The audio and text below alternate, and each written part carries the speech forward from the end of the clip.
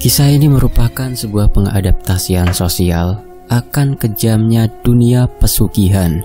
Terlebih lagi, mereka yang mengorbankan bayi mereka hanya untuk kekayaan yang bersifat sementara.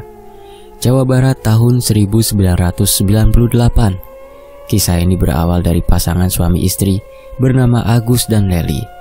Keduanya hidup serba kekurangan, manakala krisis moneter menghantui perekonomiannya. Terlebih lagi, untuk membeli bahan pangan, Agus harus mencari-cari pekerjaan yang benar-benar menutupi kebutuhannya. Selain itu, posisi istrinya yaitu Lely yang sedang mengandung anak pertama. Dalam kesehariannya, Agus rela menjadi tukang pikul beras di sebuah pasar yang berdekatan dengan rumahnya. Penghasilan yang didapatkan hanya cukup untuk membeli beras dan lauk pauk berupa ikan asin. Setiap harinya, Agus melakukan aktivitas seperti itu hanya untuk bertahan hidup. Ia sendiri mulai kebingungan manakala usia kandungan istrinya sudah makin membesar. Di suatu malam, Lely mendekati Agus yang sedang terduduk di depan rumah. "Kang, sebentar lagi aku akan melahirkan." Agus yang mendengar hal itu hanya bisa menatap istrinya dengan tatapan yang sedih. "Neng, usia kandunganmu berapa sekarang?" 7 bulan, Kang. "Berarti 2 bulan laginya." "Ya, kira-kira segitu, Kang." Agus pun beranjak bangkit dan menyuruh istrinya masuk ke dalam. Dalam hatinya, Agus harus mencari uang agar bisa membantu persalinan istrinya yang sudah mendekati bulan kelahiran. "Akang, kenapa sedih?" "Akang belum ada uang, Neng." "Jadi anak kita bagaimana, Kang?" "Akang pikirkan dulu caranya, Neng. Siapa tahu ada jalan." Lely hanya mengangguk saat mendengar jawaban Agus yang terpaksa untuk optimis walau dalam keadaan yang krisis. Keesokan harinya, Agus kembali berangkat ke pasar. Namun sebelum ia berangkat, Agus memandangi perut istrinya yang membuncit itu. "Akang liatin apa?" "Oh, enggak, Neng. Akang teh cuman gak sabar mau lihat anak kita." Lely tersenyum mendengar hal itu. "Akang yang semangat kerjanya biar bisa cepat-cepat lihat dedek bayi." "Iya, Neng. Akang berangkat dulu ya." "Iya, Kang." Agus mencium kening Lely dengan perasaan yang penuh kebahagiaan dan langsung pamit untuk menuju ke pasar. Sesampainya di pasar, Agus langsung diberi tugas oleh bosnya untuk mengangkat karung beras berukuran 50 kilo. Beban 50 kilo menurut Agus sudah sangat berat. Dengan tubuhnya yang tidak terlalu bugar, Agus paling sanggup mengangkat 10 karung. Ia terkadang mengeluh sakit pinggang saat tidak diberi waktu untuk beristirahat. Tiba saat jam istirahat, Agus biasa makan ubi goreng yang ia bawa dari rumah. Ubi itu hasil masakan Lely yang biasa digunakan untuk mengganjal lapar. Saat yang bersamaan, salah satu teman kerjaannya menghampiri Agus. Orang itu bernama Mang Ujang. "Agus, kumaha, damang?" "Sae, Mang. Gimana? Ngangkat berapa karung sekarang?"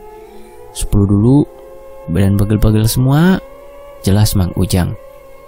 "Emang semalam habis dari mana?" tanya Agus. "Habis ritual." "Hah? Ritual naon?" Agus terkejut mendengar jawaban dari Mang Ujang terkait aktivitasnya di malam hari. "Kamu teh mau kaya raya?" tanya Mang Ujang. "Mau atuh." "Siapa sok yang gak mau jadi kaya raya?"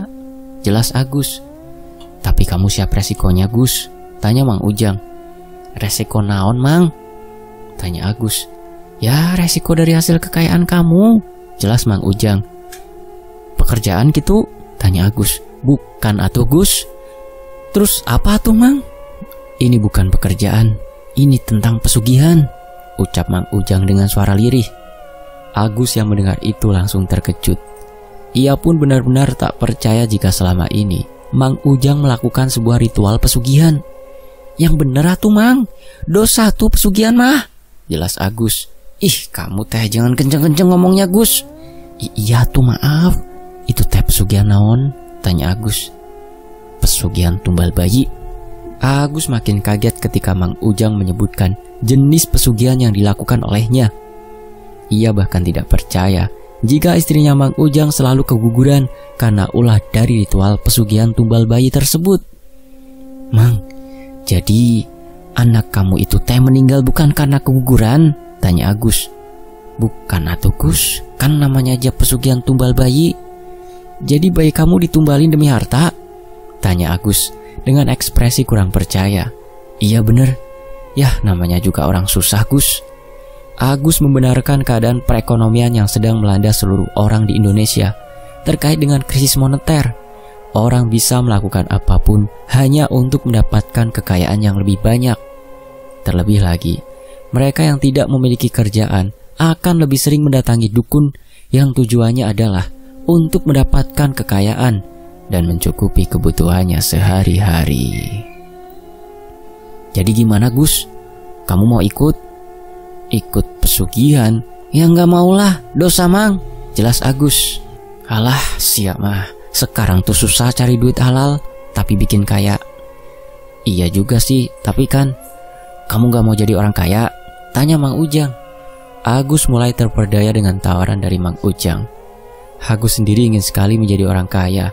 Ia bisa membeli seluruh keperluan keluarganya sendiri. "Mau sih Mang, tapi takut aja," jelas Agus. "Takut istrimu marah?" "Iya, sekarang kan lagi mengandung, sebentar lagi melahirkan Mang." "Aku tahu supaya kamu bisa kaya, tapi istri kamu tidak marah. Gimana tuh caranya Mang?" Mang Ujang pun membeberkan rahasia terkait pesugihan tumbal bayi tanpa sepengetahuan istrinya. Selain itu, Mang Ujang juga memberikan tips dan trik seputar hal-hal yang dilakukan agar istri tidak curiga terkait pesugihan yang sedang dijalaninya. "Kamu harus memberikan obat khusus agar istri kamu mengira kalau dia keguguran." Ternyata, untuk menyembunyikan ritual pesugihan tersebut, Mang Ujang memberikan obat khusus pada istrinya. Sehingga istrinya mengira kematian dari bayi yang masih dalam kandungannya disebabkan oleh mengkonsumsi obat terlarang. Padahal, obat itu tidak ada pengaruhnya kepada kandungan istrinya. Namun setelah ritual itu benar-benar berhasil, maka kematian dari anaknya akan berbuah manis yang tidak tergantikan dengan memiliki kekayaan yang berlimpah ruah. Agus mulai memahami alur pesugihan yang dilakukan oleh Mang Ujang.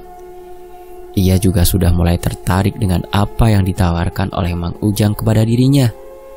"Jadi gimana? Kamu mau lakuin pesugihan ini?" tanya Mang Ujang. "Caranya bagaimana Mang?" "Aku akan beritahu caranya asalkan kamu berjanji untuk menjaga rahasia ini." "Oke lah Mang, saya berjanji untuk tidak memberitahukan hal ini." Tidak lama kemudian, Mang Ujang memberikan sebuah alamat tertulis dan memberikannya kepada Agus. "Besok malam datang ke tempat itu. Dia adalah dukun yang biasa memberikan pesugihan kepada orang-orang yang ada di sekitarnya," jelas Mang Ujang. Agus pun membaca alamat tersebut. Ia juga mengeja huruf demi huruf nama dari dukun yang mampu memberikan pesugihan kepada orang-orang yang berada di sekitarnya. "Ki Gandu? Namanya Ki Gandu?" tanya Agus. "Iya benar, namanya Ki Gandu," jelas Mang Ujang. "Oke, besok malam saya akan main ke dukun itu." Mendengar hal itu, Agus menjadi percaya diri lagi dan berusaha semaksimal mungkin untuk mewujudkan keinginannya agar menjadi orang kaya di tempatnya. Tepat di malam harinya, Agus pergi ke tempat dukun itu berada. Kebetulan saat itu malam Jumat Kliwon. Dia memberanikan diri pergi ke tempat dukun tersebut yang bernama Ki Gandu. Hal yang harus dilakukannya adalah untuk menanyakan mengenai pesugihan tumbal bayi. Jarak antara tempat Agus dengan Ki Gandu lumayan jauh, berkisar 30 menit dari rumah. Dan saat itu Agus sudah mendapatkan izin dari istrinya dengan alasan untuk mengunjungi temannya guna membahas pekerjaan barunya. Padahal Agus pergi ke rumah Ki Gandu guna membahas pesugihan yang dikatakan oleh Mang Ujang saat berada di tempat kerja. Selama dalam perjalanan, Agus selalu mengingat istrinya yang usia kandungannya sudah memasuki 7 bulan. Itu artinya beberapa bulan lagi istrinya akan melahirkan. Bersamaan dengan itu, ia juga memikirkan bagaimana caranya mendapatkan banyak uang untuk biaya persalinan istrinya. Belum lagi nanti dengan kebutuhan sehari-harinya, kemungkinan akan memakan biaya yang sangat banyak.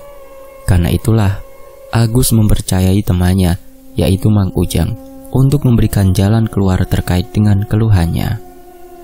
Singkat cerita, Agus tiba di tempat Ki Gandu setelah 30 menit melakukan perjalanan. Agus berhenti tepat di pinggir jalan dan mendapati dua persimpangan yang gelap. Ia bingung harus menuju kemana karena memang tidak memiliki penunjuk arah. Namun, di saat dirinya sedang mondar-mandir di sekitaran jalan, tiba-tiba seorang kakek tua datang dari salah satu persimpangan tersebut. Kakek itu diyakini sebagai Ki Gandu. Ia datang dan menghampiri Agus seperti sudah tahu maksud dan tujuan Agus. "Kamu temannya Ujang?" tanya Ki Gandu. "Benar, saya temannya," jelas Agus. "Ikut saya." Ki Gandu pun membawa Agus menuju ke sebuah tempat yang diyakini sebagai tempat dari Ki Gandu sendiri. Agus pun mengikuti arah di mana Ki Gandu berjalan. Saat itu, Agus dan Ki Gandu harus melewati jalanan yang gelap dan sunyi tanpa suara. Agus juga berpikir, apakah di tempat ini ada penduduk? Hingga akhirnya setelah mereka berdua berjalan, Agus melihat sebuah gubuk tua yang berdiri di dekat sebuah pohon besar. Di sampingnya, terdapat sebuah kandang yang diyakini sebagai kandang ayam. Lalu ada seorang wanita tua yang diyakini sebagai istrinya sedang terduduk di depan gubuk tersebut, seperti sudah menunggu kedatangan mereka berdua.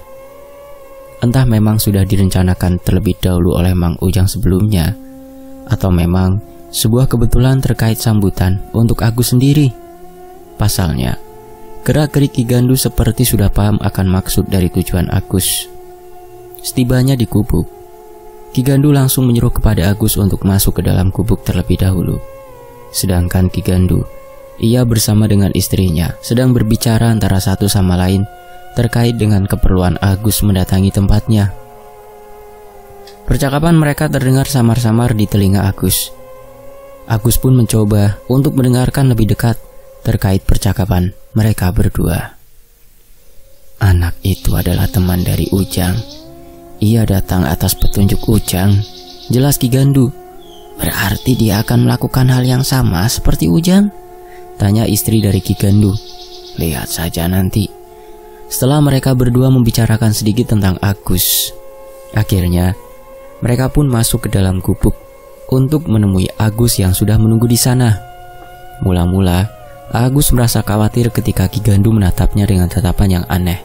Namun, lambat laun Agus menjadi terbiasa ketika dirinya bisa mengadaptasi perilaku aneh dari Ki Gandu sendiri.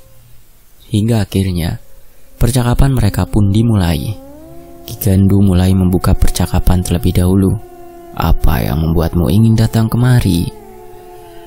Agus merasa deg-degan saat dirinya ingin menjawab tersebut. Ia sendiri tidak tahu apa tujuannya untuk mendatangi Ki Gandu. Namun Agus sendiri benar-benar ingin meyakini kalau kedatangannya adalah untuk satu tujuan tertentu, yaitu mengetahui lebih dalam terkait pesugihan tumbal bayi yang dimaksudkan oleh Ki Gandu sendiri. Setelah beberapa menit Agus terdiam, akhirnya ia berani menjawab pertanyaan Ki Gandu. "Aku kesini ingin bertanya terkait pesugihan yang dikatakan oleh Mang Ujang." "Maksudmu pesugihan bayi bajang?" Bayi bajang?" tanya Agus. "Ya, pesugihan itu dinamakan dengan pesugihan bayi bajang. Pesugihan ini tidak main-main karena harus rela mengorbankan sang anak yang masih dalam kandungan," jelas Ki Gandu. Mendengar hal itu, Agus langsung terdiam. Hatinya merasa tak tega dengan apa yang akan dialami oleh istrinya jika Agus benar-benar akan melakukan pesugihan tersebut. "Pesugihan ini akan menjadikanmu kaya raya dengan cepat. Namun setiap keinginan pasti ada resikonya. Dan dalam pesugihan ini ada satu resiko yang mengerikan," jelas Ki Gandu. Resiko yang mengerikan apa itu, Ki?" tanya Agus. "Istrimu tidak akan pernah bisa melahirkan anak lagi. Tiap anak yang hamil, maka ia akan dijadikan tumbal dari pesugihan ini." Mendengar hal itu, Agus langsung terdiam. Agus langsung mengingat temannya yaitu Ujang yang belum juga memiliki anak sampai sekarang. Ia menyadari bahwa penyebab Agus tidak memiliki anak adalah karena ikatan dari pesugihan ini. Mereka yang terikat tidak akan bisa lepas darinya, kecuali harus membatalkannya terlebih dahulu. Dan untuk membatalkan pesugihan ini, Agus harus rela dengan berbagai ketentuan yang tidak bisa dinalar olehnya, di mana dirinya harus siap untuk kehilangan istrinya manakala pesugihan ini dibatalkan. Agus pun memikirkan kembali terkait langkahnya. Ternyata perbuatan ini hanya memberikan kerugian padanya dan juga istrinya. Ki Gandu pun terus-menerus memberikan pertanyaan kepada Agus. Apakah dirinya siap untuk melakukan pesugihan jenis ini? Karena pesugihan ini memiliki sebuah resiko yang tidak semua orang bisa menanggungnya. Artinya, mereka yang terjerat dalam pesugihan ini maka akan terus-menerus melakukannya sampai akhir hayatnya. Agus mulai tergerak hatinya untuk menanyakan sesuatu terkait hal yang harus dilakukan jika dirinya benar-benar melakukan pesugihan tersebut. Apa yang harus aku lakukan jika pesugihan ini dijalankan, Ki? Tanya Agus. Kamu harus menyirami kuburan anakmu dengan darah ayam cemani tiap di Selasa Legi. Darah ayam cemani hitam? Kata Agus. Benar. Darah itu sebagai makanan dari pesugihan yang kelak engkau lakukan. Lalu Selasa Legi adalah hari pembuka antara pembatas yang menghalangi antara keduanya. Agus masih belum paham terkait pembatas antara keduanya. Ia merasa pembahasan itu sudah bukan lagi ranahnya. Namun sebelum Agus menanyakan hal itu, Ki Gandu telah menjelaskan terlebih dahulu. Pembatas antar keduanya adalah pembatas antara dunia nyata dengan dunia tak kasat mata. Mendengar jawaban itu, Agus sedikit paham. Ia pun hanya mengangguk-angguk paham sambil menatap wajah Ki Gandu yang sudah mulai menampakkan wajah yang sangat antusias. Pulanglah terlebih dahulu. Jika memang kamu membutuhkanku, aku di sini menantimu. Ucap Ki Gandu sembari menyuruh Agus untuk pulang terlebih dahulu. Apakah Agus bisa menerima tawaran dari Ki Gandu terkait pesugihan tersebut? Atau memang dia hanya ingin tahu terkait pesugihan tumbal bayi? Agus pun pulang ke rumah tepat di tengah malam. Dalam perjalanan, ia masih memikirkan kata-kata Ki Gandu terkait persyaratan jika ingin melakukan pesugihan jenis ini. Terlebih lagi, pesugihan ini memiliki resiko dampak panjang yang mengerikan. Artinya, jika memang pesugihan ini dilakukan dan berhenti di tengah jalan, resiko dan dampaknya akan terus berjalan hingga korban meninggal dunia.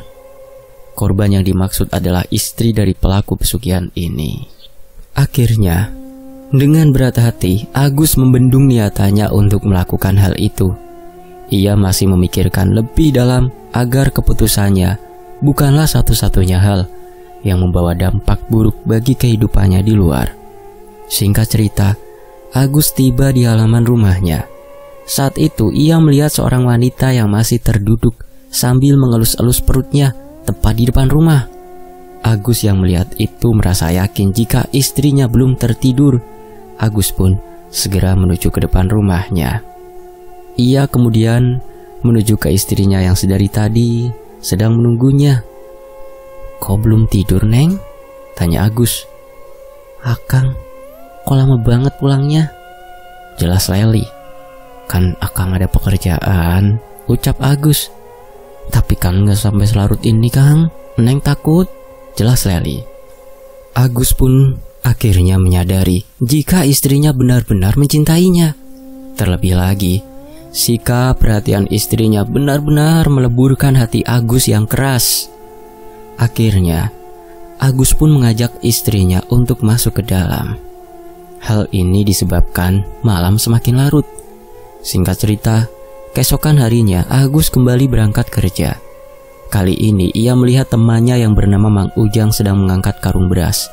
Agus pun langsung bersiap-siap untuk mengangkat karung beras yang sama. Akhirnya Mang Ujang pun melirik Agus yang sudah berada tepat di sebelahnya. "Loh Gus, kamu berangkat?" tanya Ujang. "Iya Mang, emang kenapa tuh?" tanya balik Agus. "Ah enggak sih, gimana kemarin malam, lancar?" tanya Ujang. "Aku masih belum bisa memastikan Mang." "Loh kenapa memangnya?" tanya Ujang. "Aku masih sayang dengan istriku." Mendengar hal itu Ujang pun tertawa terbahak-bahak. Ia masih mendengar kata cinta di mulut lelaki yang membutuhkan harta. Ujang sendiri tidak benar-benar percaya akan arti cinta yang sebenarnya, karena memang dalam hidupnya terpilih dua hal yang pasti, yaitu harta dan kebahagiaan. Ujang tidak mengaitkan cinta dalam kehidupannya. Ia lebih memilih harta sebagai teman setianya. Agus yang mendengar hal itu, ia pun diam saja. Agus tahu jika prinsip kehidupannya dijalankan oleh Ujang sangat berbeda dengan dirinya.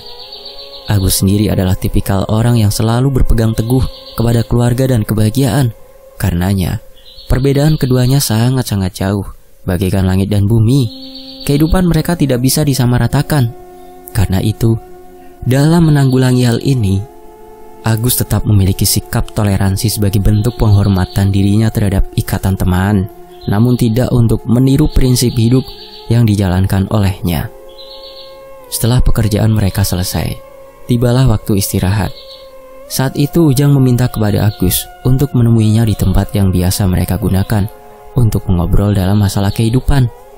Agus pun mengiyakan keinginan Ujang. Namun sebelum itu, Agus membuat wedang untuknya dahulu. Setelah 10 menit berselang, Agus pun mendatangi lokasi tersebut. Dan benar saja, Ujang sudah menunggu kedatangan Agus di tempat tersebut. Setibanya Agus di sana, Ujang langsung mempersilahkan Agus untuk duduk yang beralaskan kertas koran dari pinggiran jalan. Terlihat dengan jelas kepulan asap rokok yang membumbung tinggi. Tangan kiri Ujang memegang rokok kretek dengan aroma khasnya. Pandangan Ujang mengarah ke arah Agus yang sedari tadi hanya bengong tak karuan. "Hayang ngudut maneh?" tanya Ujang. "Teu Mang, teu tiasa ngududan," jawab Agus. Ujang kembali menghisap rokoknya. Ia kemudian menyeruput wedang yang telah dibawakan oleh Agus. Lalu setelah menikmati nikmat dunia yang tiada duanya, yaitu rokok dan wedang, Ujang pun menghadapkan pandangannya ke arah Ujang dengan wajah serius. "Kamu beneran tidak mau kaya raya, hah?" tanya Ujang. "Enggak, aku masih sayang sama istriku," jelas Agus. Gus, zaman sekarang itu nggak usah percaya sama cinta," jelas Ujang. Agus hanya terdiam sambil memainkan bebatuan di kakinya. "Aku kasih tahu ya, keluarga tanpa harta, rumah akan runtuh. Karena yang memperkokoh rumah itu bukan cinta, melainkan harta," ucap Ujang. Mendengar hal itu, Agus mulai tidak menerima bentuk ulasan yang dikemukakan oleh Ujang. "Tapi Mang, keluarga tanpa cinta sama saja mati rasa." "Tak apa mati rasa, yang penting banyak harta Gus," jelas Ujang. Perdebatan mereka berdua terus menjerumus kepada dua perbedaan yang signifikan, di mana Agus sendiri lebih mengedepankan cinta sebagai garis terdepan dalam memperkuat keluarga, sedangkan Ujang sendiri lebih terpaku kepada harta yang notabene-nya mampu mendapatkan apapun yang ia inginkan selama harta itu benar-benar berlimpah. Debat yang tak berujung. Keduanya pun hampir menimbulkan keributan karena perbedaan pendapat tersebut, hingga akhirnya Ujang mulai terdiam dengan serangan asumsi yang dikemukakan Agus terkait masalah kehidupannya kepada Ujang. Singkat cerita, Ujang langsung mengajukan kesimpulan di antara debat panjang yang tak berujung tersebut. "Jadi bagaimana? Apakah kamu mau melakukan pesugihan tersebut?" tanya Ujang. "Tidak dulu Mang, istri saya masih mempercayakan kepada saya untuk menjadi lelaki yang benar-benar memberikan nafkah yang layak," jawab Agus. "Ngomong-ngomong, istrimu sedang hamil kan Gus?" tanya Ujang. "Iya Mang, kenapa memangnya?" tanya balik Agus. Ujang mulai tersenyum mendengar hal itu. Dan Agus mulai merasa ada yang berbeda dengan garis wajah yang ditampakkan Ujang setelah mendengar kabar jika istrinya sedang hamil. Tidak apa-apa. Aku rasa memang seharusnya kamu harus jaga istrimu, jelas Ujang. Aku jaga tiap hari, Mang. Apalagi sekarang dia sedang hamil besar, kata Agus. Hamil tua? Bener, Mang. Berapa bulan kira-kira? Tanya Ujang dengan mimik wajah yang berubah menjadi senang. 7 bulan, Mang, jelas Agus. Mendengar jawaban Agus, Ujang kemudian tersenyum sambil memainkan kedua jari jemarinya seperti hendak merencanakan sesuatu. Kenapa memangnya, Mang? Kok kayak senang gitu? Jelas Agus. Boleh kan aku dan istriku sore ini datang ke rumahmu? Tanya Ujang. Mau apa emangnya, Mang? Tanya Agus. Biasa, aku mau silaturahmi saja, jelas Ujang. Boleh, Mang, silakan, main aja, kata Agus. Mendengar perizinan tersebut, Ujang benar-benar menampakkan wajah sumringah. Ia seperti merencanakan sesuatu terkait pemberitaan kehamilan istri Agus. Namun, dari Agus sendiri, ia sudah merasa ada yang aneh dengan Ujang setelah mendengar kabar jika istrinya sedang hamil tua. Dan Agus meyakini suatu hal terkait Ujang dan istrinya yang akan mendatangi rumahnya tepat di sore hari nanti. Kemungkinannya ada 2 opsi, yaitu mereka berdua datang untuk bersilaturahmi atau untuk mengikatkan janji terkait pesugihan tumbal bayi yang sedang dilakukan oleh Ujang beserta istrinya. Selepas Ujang mengatakan hal aneh kepada Agus terkait rencana kedatangannya ke rumah, Agus pun mulai mencoba untuk bersikap tenang. Ia sendiri belum tahu apa yang akan dilakukan oleh Ujang dan juga istrinya terkait rencana kedatangannya ke rumah Agus dan juga istrinya. Tepat setelah pulang dari kerja, Agus langsung buru-buru untuk memberitahu istrinya. Kebetulan saat itu istrinya sedang memasak makanan untuk makan malam. Neng, masak apa hari ini?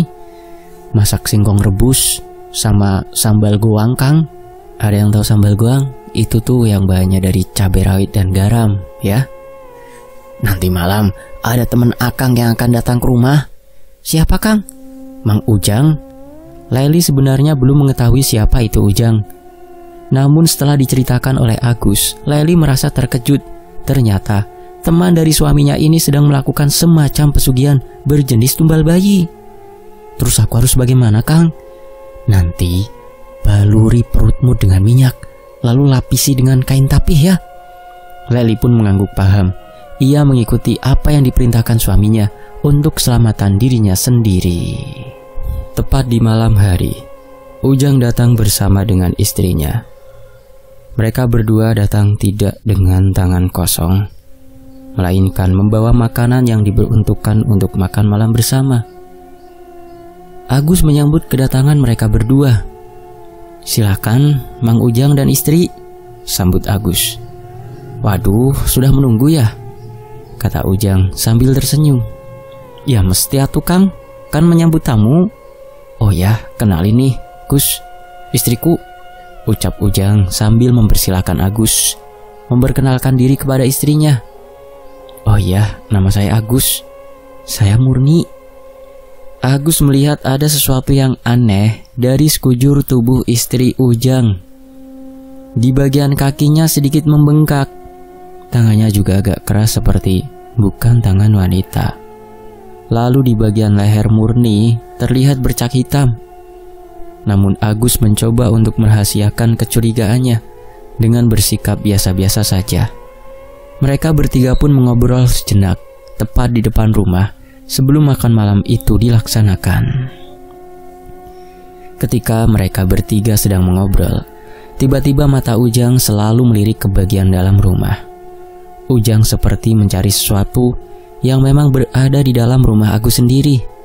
Lalu, timbullah sebuah kecurigaan dari Ujang terkait Agus yang memang sengaja menyembunyikan istrinya dari hadapan mereka berdua. Ngomong-ngomong, istrimu gak ikut gabung? Tanya Ujang. Sebentar lagi dia akan kemari, jawab Agus. Istrinya namanya teh siapa, Kang? Tanya Murni. Namanya Leli, jawab Agus. Wah, namanya bagus ya, pasti cantik orangnya, ucap Murni. Waduh, hatur nuhun atuh." Agus berpura-pura tersanjung dengan pujian yang diberikan oleh Murni terhadap istri dan juga dirinya. Memang itu adalah permainan dari Agus sendiri, agar tidak terjadi hal yang menyangkut pada kecurigaan di antara mereka berdua. Beberapa menit kemudian, Leli keluar dengan pakaian yang agak besar. Leli keluar dengan sangat anggun sambil membawakan makanan dan juga minuman untuk Ujang dan juga istrinya. "Nah, ini istri saya," kata Agus. Murni dan juga Ujang terpesona saat melihat dengan jelas wajah asri nan cantik dari Leli. Belum lagi dengan kondisi perutnya yang sedang hamil. Leli dengan anggunnya membawa makanan serta minuman tepat di hadapan mereka berdua. "Teh Leli cantik banget," ucap Murni. "Aduh, hatur nuhun teh, teteh juga cantik kok." Setelah menghidangkan makanan dan juga minuman, Leli pun duduk tepat di samping Agus. Obrolan pun dimulai. Mula-mula, Ujang menanyakan mengenai usia kandungan dari Leli. "Sudah berapa bulan hamilnya?" tanya Ujang. 7 bulan, Kang," jawab Leli. "Sebentar lagi ya?" tanya Ujang. "Iya, Kang." Setelah itu Murni pun meminta kepada Agus dan Leli untuk memegangi perut Leli. Murni seperti penasaran dengan perut Leli yang buncit itu. "Bolehkah aku memegang perutnya?" tanya Murni. Leli menghadapkan wajahnya ke arah Agus. Agus hanya menjawab dengan anggukan kepalanya. "Silakan teh." Murni pun memegang perut Leli dengan senang hati. Namun baru saja ia memegang perut Leli, tiba-tiba tangannya seperti tersetrum oleh sesuatu yang berada di dalam perut Leli. "Au! Kenapa teh?" tanya Leli. "Kok aku seperti kesetrum ya?" tanya balik Murni. "Kesetrum?" Ujang pun mulai penasaran dengan apa yang ada di balik perut Leli. Ujang sendiri merasa kalau Agus sudah tahu maksud dan tujuannya untuk mendatangi rumahnya. "Kok bisa kesetrum teh?" tanya Leli. "Nggak tahu kayak ada sesuatu di dalamnya," jelas Murni. Ujang pun langsung menatap Agus dengan tatapan yang sinis. Namun dengan beraninya, Agus juga menatap kembali mata Ujang. "Kenapa, Kang? Kok kayak nggak seneng gitu?" tanya Agus. Enggak, cuman kaget aja," jelas Ujang. "Aku sudah tahu kau tujuan kalian berdua kesini," jelas Agus. Ujang dan Murni saling menatap satu sama lain. Mereka berdua merasa malu ketika maksud dan tujuannya diketahui oleh tuan rumah. "Kalian ingin mengambil bayiku kan?" tanya Agus. "Kenapa kamu berburuk sangka gitu, Gus?" tanya balik Ujang.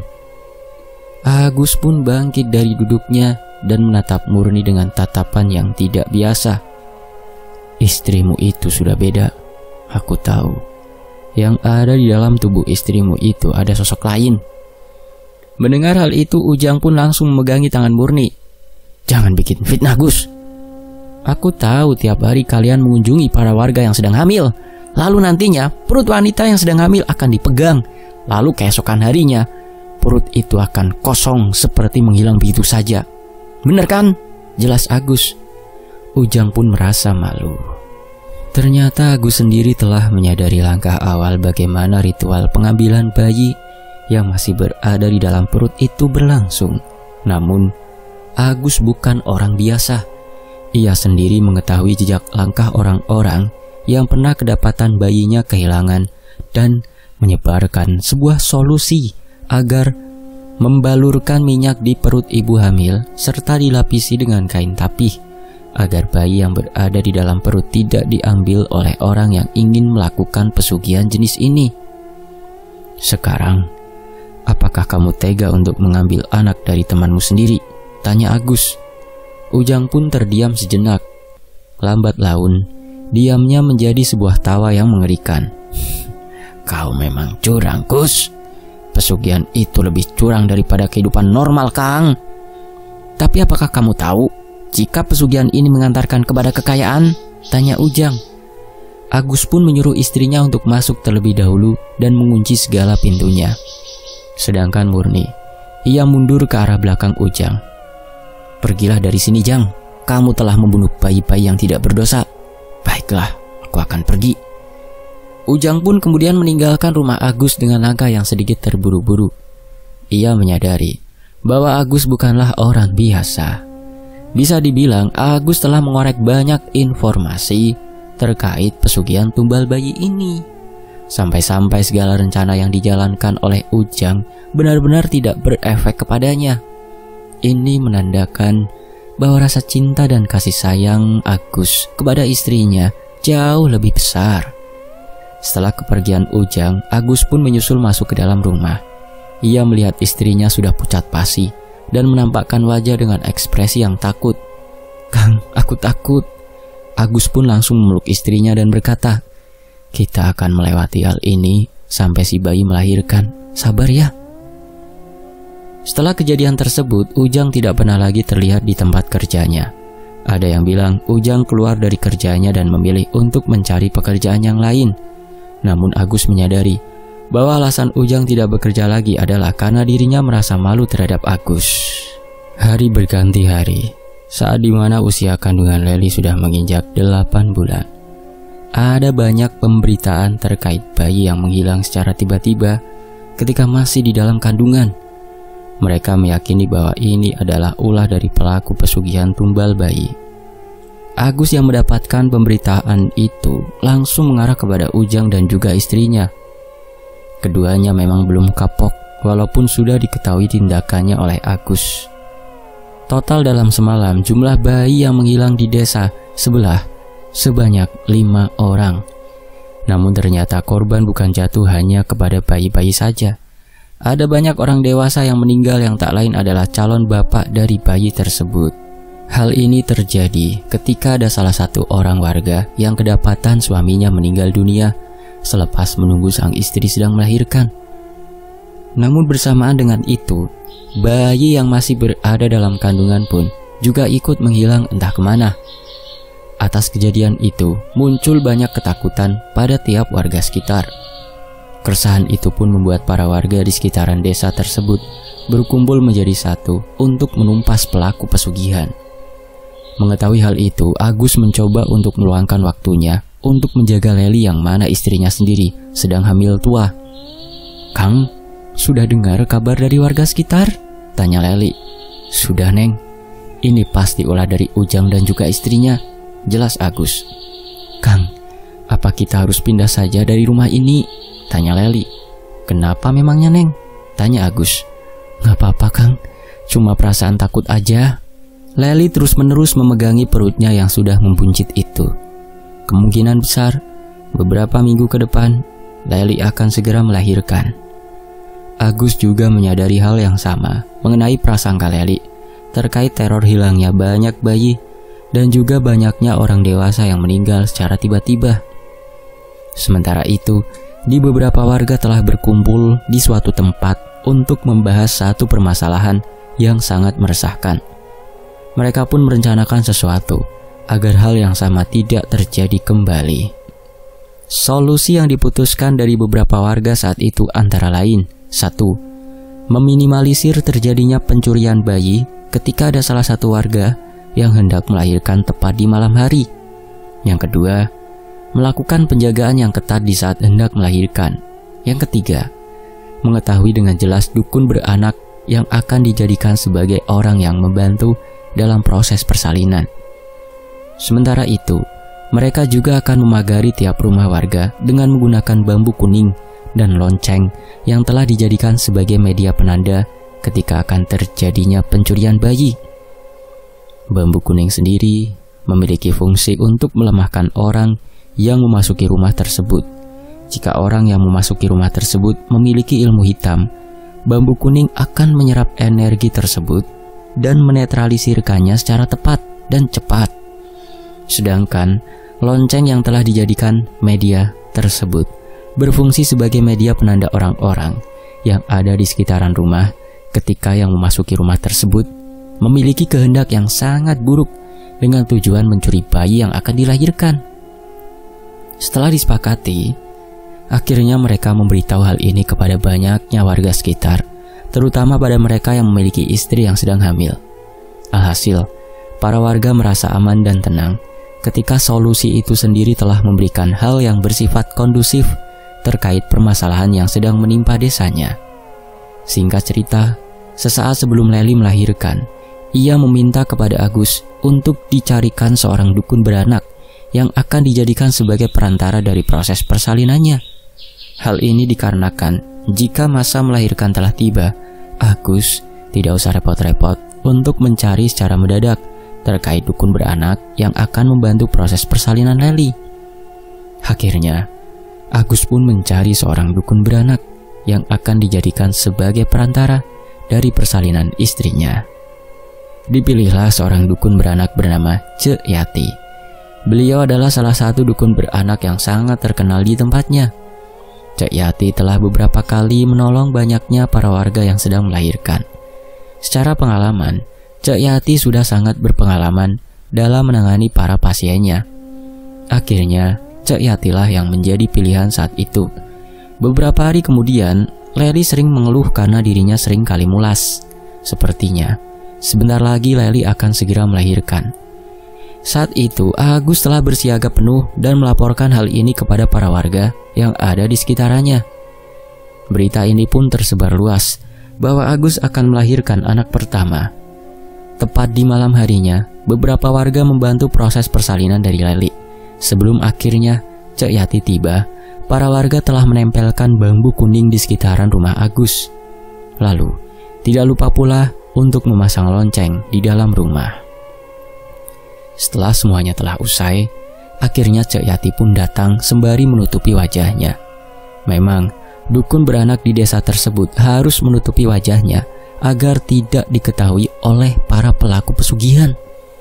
Akan tetapi, saat itu para warga sedang disibukkan dengan mengobrol di sekitaran rumah Agus. Bersamaan dengan itu, Agus sedang menjaga istrinya yang sebentar lagi akan melahirkan. Namun, kejadian yang aneh tiba-tiba terjadi di saat Cek Yati akan memasuki rumah. Seluruh orang yang ada di sekitaran rumah tiba-tiba terlelap tertidur. Lalu dengan cepat, Cek Yati mencopoti seluruh bambu kuning yang terpasang. Bersamaan dengan itu, dia juga memasuki rumah dengan santai tanpa kendala apapun. Setelah memasuki rumah, Cek Yati pun menyuruh kepada Agus untuk keluar karena persalinan akan dimulai. Setelah Agus keluar, tiba-tiba lonceng berbunyi. Awalnya Agus tidak curiga, karena mungkin saja lonceng itu berbunyi akibat angin yang masuk ke dalam rumahnya. Lalu, setelah Cek Yati menutup pintu dan menguncinya, kondisi di dalam rumah pun menjadi berbeda. Tiba-tiba, hawa sangat panas hingga membuat Lely merasa gerah. Dan manakala proses persalinan akan dimulai, lonceng pun berbunyi dengan sangat kencang. Agus yang berada di luar langsung terkejut ketika mendengar lonceng itu. Dan yang lebih mengejutkannya lagi, ia telah melihat para warga sudah terkapar di samping rumahnya. Agus pun langsung berupaya untuk membangunkan para warga, namun mereka seperti tersilap dalam tidur. Sementara itu, persalinan Lely pun akan dimulai. Namun saat persalinan akan dimulai, Cek Yati langsung membuka tudung penutup kepala dan wajahnya. Dan ternyata yang mereka kira itu adalah Cek Yati. Akan tetapi di balik tudung palsu itu adalah si Murni, istri dari Ujang. Murni tersenyum dan berkata kepada Lely, "Teh, kita ketemu lagi. Kamu kan Murni?" "Iya teh, bayi teteh sangat wangi." Lonceng terus berbunyi hingga memberikan kebisingan di dalam ruangan. "Teteh udah siap?" tanya Murni. Lely mencoba untuk menghindar di saat kedua tangan Murni hendak memegangi perut Lely. Namun di saat yang bersamaan, Agus langsung mendobrak pintu dan menusukkan sebuah bambu kuning tepat di bagian punggung Murni. Saat yang bersamaan, wajah Murni berubah seperti siluman. Lidahnya sangat panjang dan memiliki sorotan mata yang tajam serta berwarna kemerahan. Murni pun melarikan diri lewat bagian belakang rumah. Secara bersamaan, para warga langsung terbangun dari sirep. Agus langsung keluar dan meminta kepada para warga untuk mengejar Murni yang sedang melarikan diri. Para warga pun langsung melihat seorang wanita yang sedang berlari sambil menahan luka yang berada di bagian punggungnya. Lalu, karena sebentar lagi Leli akan melahirkan, Agus pun langsung membawa Leli menuju ke dukun beranak lainnya. Agus membopong Leli dan mencari dukun beranak lainnya. Selama dalam perjalanan, Agus masih terpikirkan dengan munculnya Murni. Ia berasumsi bahwa Murni menyamar sebagai Cek Yati, sedangkan Cek Yati masih berada di rumah. Akhirnya, Agus pun menuju ke rumah Cek Yati. Sesampainya di sana, Agus langsung mengetuk-ngetuk pintu rumah Cek Yati, dan beruntungnya Cek Yati membukakan pintu dengan wajah yang sudah memucat. "Cek, kenapa mukanya? Jangan banyak tanya. Istrimu sebentar lagi akan melahirkan. Bawa masuk." Agus pun membawa masuk Leli ke dalam rumah Cek Yati. Sementara itu, para warga terus mengejar Murni yang akhirnya masuk ke dalam rumah miliknya. Karena mengetahui Murni telah melakukan pesugihan, akhirnya para warga yang kesal pun membakar rumah Murni bersama dengan seluruh isinya. Kebakaran itu menimbulkan keramaian banyak warga. Mereka berdatangan sembari bersorak bahagia karena Murni telah mati menjadi abu. Dan tepat saat itu juga Leli melahirkan anak pertama berkat bantuan dari Cek Yati. Akhirnya Agus menjadi satu-satunya warga yang berhasil menyelamatkan anaknya dari cengkraman tumbal pesugihan bayi. Dan nasib dari Murni sendiri, dia terbakar bersamaan dengan suaminya yang kala itu sedang melakukan ritual yang sama. Namun atas saran warga, tubuh atau jasad dari keduanya yaitu Murni dan juga Ujang tidak boleh menyentuh tanah. Mereka dipercaya memiliki keilmuan lain yang mana mampu membangkitkan diri dan membalaskan dendam kepada para warga yang berada di sekitarannya. Tamat. Demikianlah sebuah kisah dalam judul Pesugihan Tumbal Bayi yang ditulis oleh Master Stuwira Atmaja.